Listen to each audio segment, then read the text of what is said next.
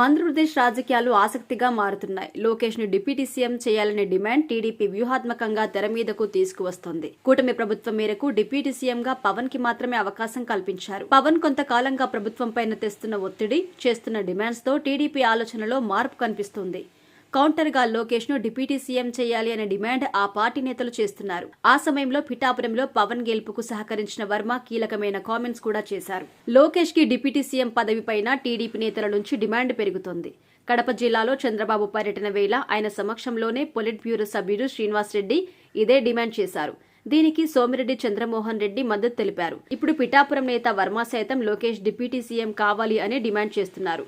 ఎవరి పార్టీ కార్యకర్తల మనోభావాలు వారికి ఉంటాయని కూడా చెప్పుకొచ్చారు. ఎన్నికల్లో ఓడిన జగన్ బయటకు వస్తే ఇప్పటికీ ఆ పార్టీ క్యాడర్ సీఎం అంటూ నినాదాలు చేస్తున్నారని చెప్పుకొచ్చారు. అదేవిధంగా పవన్ ను సైతం ఆయన ఫ్యాన్స్ సీఎం అంటూ పిలుస్తారని కూడా గుర్తు చేసుకున్నారు. మరి టీడీపీ క్యాడర్లో లోకేష్ ని డిప్యూటీ సీఎం కావాలి అనుకుంటే తప్పేంటని ప్రశ్నించారు. దీనిపైన పార్టీ అధినేతగా చంద్రబాబు తుది నిర్ణయం తీసుకోవాల్సి ఉంటుందని వర్మ చెప్పారు.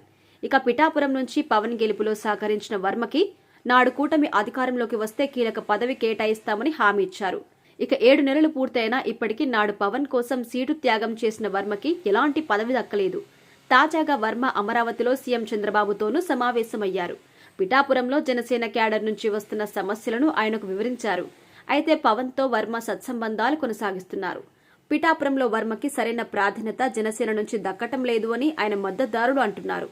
ఇక ఇప్పుడు డిప్యూటీ సీఎంగా పవన్ మాత్రమే కొనసాగుతున్నారు. ఇప్పుడు పవన్ తో సమానంగా లోకేష్ కి అదే హోదా ఇవ్వాలనే డిమాండ్ పైన కూటమిలో చర్చ కూడా సాగుతోంది. ఇదే అంశంపైన టీడీపీ నేతలు వరుసగా స్పందిస్తున్నారు. కానీ చంద్రబాబు మాత్రం తన మనసులో మాట బయటపెట్టడం లేదు.